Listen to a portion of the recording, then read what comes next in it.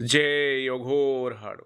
मेरे जितने भी साधक साधिकाएं भाई बहन है, सभी को मेरा प्रणाम स्वीकारो। मैं तांत्रिक साईदास आज आप सबके सम्मुख छलावा के विषय में जानकारी दूंगा। छलावा क्या है, कैसे काम करता है और साथ ही में छलावा को सिद्ध कैसे किया जाए। ठीक। आपने कई सारे किस्से और कहानियों में सुने होंगे छलावे के बारे में। लोगों को, राह चलते लोगों को रास्ता भटकाने के कार्य करता है, गुमराह करता है, इंसानों को अपने मंजिल पहुंचने से पूर्व सुनसान इलाके में रहता है।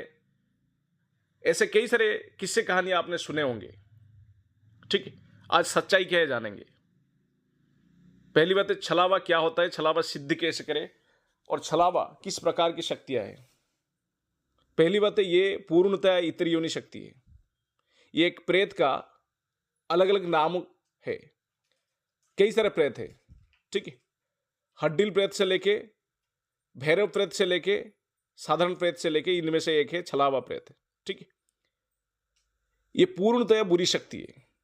इसका काम ज्यादातर लोगों को गुमराह करना, लोगों को भटकाना, लोगों को अपने मंजिल से दूर करना, लोगों को परेशान करना। इसीलिए इसको पूर्णतया बुरी शक्ति की आख्या दिया गया है, छलावा का आख्या दिया गया है। ये लोगों के साथ छल करने के कारण इसका नाम छलावा ही है।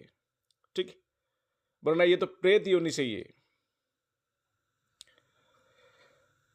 ये सिर्फ रात्रि में ही दिखाई देता है, ये कभी भी आपको दिन में दिखाई नहीं देगा।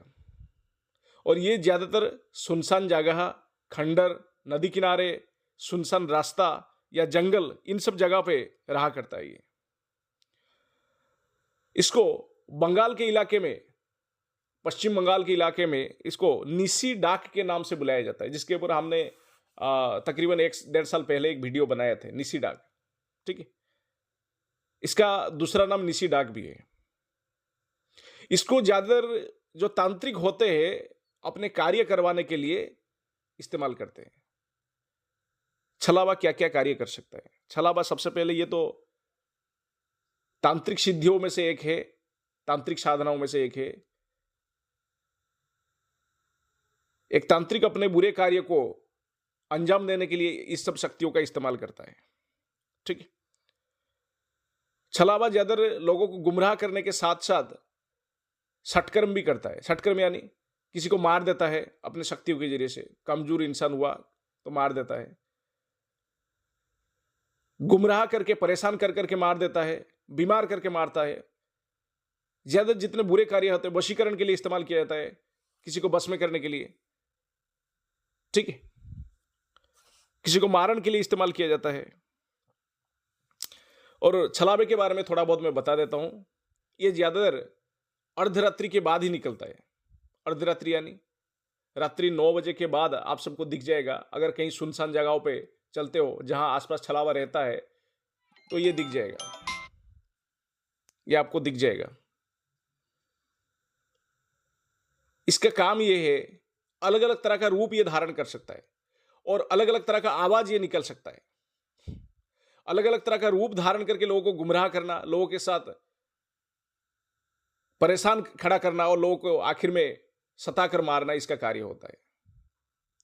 ये लोगों को अलग अलग तरीके का आवाज निकाल के भी बुला सकता है। जैसे आपको लगेगा आपका कोई पहचान वाला हो, आपका पड़ोस हो या आपके रिश्तेदार में कोई हो जिसके चलते आप रुक जाओ, उसकी बातों पे ध्यान दो। तो इससे बचने के लिए एक ही चीज है, जब तक चौथी बार तक आवाज ना आए तब तक इसकी ऊपर कोई ध्यान ना दे। मान लो आप सुनसान रास्ते पे चल के जा रहे हो या किसी सुनसान जंगल पे चल के जा रहे हो, 3 बार तक आवाज दे रहा है तो वो छलावा हो सकता है। 3 से ऊपर ज्यादा आवाज दे रहा है तो वो छलावा नहीं है, कोई आदमी हो सकता है या कोई इंसान हो सकता है। क्योंकि छलावा का एक नियम होता है। छलावा क्या करता है, प्रेत, बुरे प्रेत क्या करता है, ये ज्यादा 3 बार आवाज देता है, इसके बाद इंसानों की शरीर में प्रवेश करके उसको परेशान करने की कोशिश करता है। 3 से ज्यादा बार ये आवाज देता नहीं है। और जबकि ये जंगल, सुनसान रास्ता, सुनसान जंगल, नदी किनारे, सुनसान खंडर, इन सब जगहों पे रहता है तो इसकी सिद्धियां भी वहीं पे किया जाता है। ठीक है, आम साधक छलावा का सिद्धियां करके कोई लाभ नहीं मिलता है। कारण साधकों को ज्यादा चाहिए क्या रहता है। गृहस्थ साधक को कोई बीमारी से छुटकारा पाना चाहता है, कोई धन संपदा चाहता है, तो छलावा ये सब दे नहीं सकता है। तो छलावा क्या करता है? छलावा सत्कर्म करता है, जो एक तांत्रिक पैसों की लालच में करवाता है उससे, या अपनी बुरे कर्म का अंजाम देने के लिए एक तांत्रिक छलावा का इस्तेमाल करता है। तो ऐसे शक्तियों की सिद्धि ज्यादा तांत्रिक ही क्या करते हैं। अब चलते हैं छलावे की साधना कब कैसे करना है। जैसे कि मैंने कहा, ये एक तरह का प्रेत ही है, प्रेत योनि से ही इसका संबंध है। ठीक है, ये कोई ताकतवर शक्ति है नहीं। अब बात करते हैं इन जैसे इतर योनि छलावे को सिद्ध कैसे किया जाए। इसकी साधना जो होता है, प्रत्यक्षीकरण साधना होता है, अमावस्या को किया जाता है। सिर्फ अमावस्या को ये साधना किया जाता है, या तो चंद्र ग्रहण पे किया जाएगा, या होली, दिवाली, दशहरा, इन सब दिनों पे किया जा सकता है। और इसकी सिद्धियों के लिए एक माला, जो काले हकीक या तो कमलगट्टे को पैसाचिक तरीके से संस्कारित किया गया माला, या काले हकीक को पैसाचिक तरीके से संस्कारित किया गया माला ही इस्तेमाल में लाया जाता है। दिन अमावस्या के दिन ये साधना करना होता है। आसन जो रहेगा आपका काला रंग का, आप जो वस्त्र पहन के साधना में बैठेंगे वो भी काला रंग का। दिशा जो रहेगा दक्षिण दिशा। जगह जैसे कि मैंने कह चुका हूं, सुनसान जगह, सुनसान खंडहर, सुनसान जंगल, नदी किनारे, इन सब जगहों पे बैठ के आपको सिद्धियां करना पड़ता है। ये सब साधना अर्धरात्रि के बाद ही साधना किया जाता है, रात्रि 9 बजे के बाद ही करना है, अमावस्या की रात्रि 9 बजे के बाद। 108 माला जाप करने पे ये सिद्ध हो जाता है। और ये प्रत्यक्षीकरण साधना है, आपकी नंगे आंखों से ये दिखेगा आपको। जिन व्यक्ति को सुरक्षा घेरा लगाना आता है, जिन व्यक्ति को शरीर कीलन करना आता है, वही व्यक्ति ये साधना कर सकता है। ठीक, ये साधना करते समय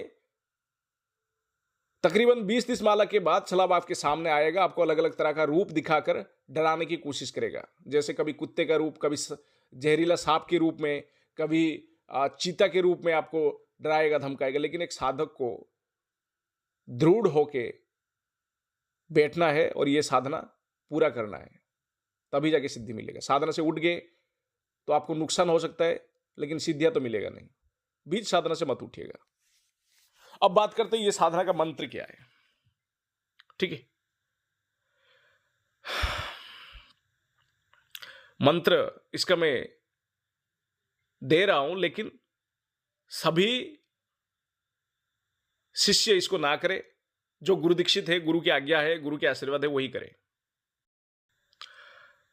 ओम ऐं ह्रीं श्रीं ह्रां ह्रीं ह्रूं ह्रौं ओम प्रेत मम वश्यम कुरु शीघ्रातिशीघ्र सिद्धि देहि हुम फट स्वाहा।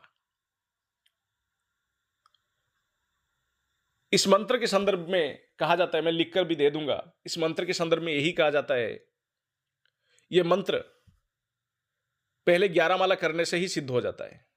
अगर आपको 11 माला जाप के बीच में आपके सामने शक्ति ना आता है, आपको दिखता नहीं है, तो आपको 108 माला जाप पूरा करना पड़ेगा। ठीक, ये डरावने साधना है, डरपोक साधक इनसे दूर रहिए।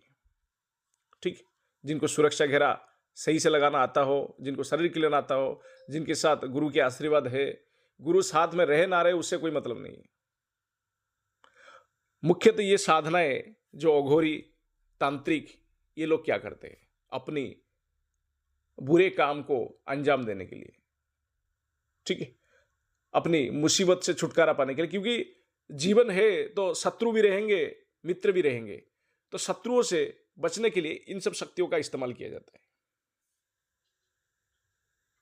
मेरी सलाह है, कई सारे लोग साधना के बारे में पूछ रहे हैं, तो हमने साधना दे दी है। बिना गुरु दीक्षा के, बिना गुरु आज्ञा के इन सब साधनाओं से दूर रहिए। मेरे चैनल में मैंने बहुत सारी अच्छे साधनाएं डाले जो घर में बैठ के सौम्य तरीके से सिद्ध होता है। सात्विक दिवालन साधना कर लीजिए, पैसच वीर तांत्रिक सत्ता साधना कर लीजिए, बेहद ही आसान साधना है, बेहद ही सौम्य तरीके से होता है। एक रात्रि की 11 माला जाप करने से हो जाता है। 101 मंत्र जाप करने से दिवालन, सात्विक दिवालन सिद्ध होता है। सात्विक अघोर करने पिशाचिनी साधना कर लीजिए, सिर्फ 11 माला जाप से सिद्ध होता है, वो भी सात्विक तरीके से। मेरा काम है सही जानकारी देना और सही रास्ता दिखाना। आपको चलना किस तरीके से है वो आपके ऊपर निर्भर करता है। शुभ रात्रि, जय गुरु।